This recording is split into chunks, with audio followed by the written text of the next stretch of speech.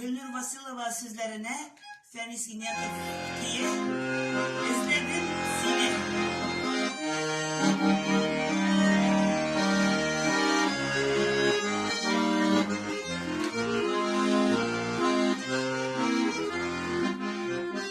İzledim seni gene, çok direk yıllarına.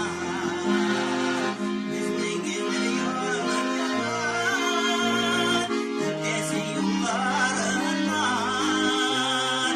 İzledim seni yılların, sütlü ömür yıllarının.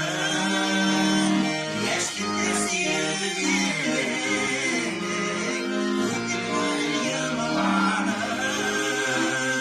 İzledim ömür yılların, sütlü ömür yılların. Gençlikte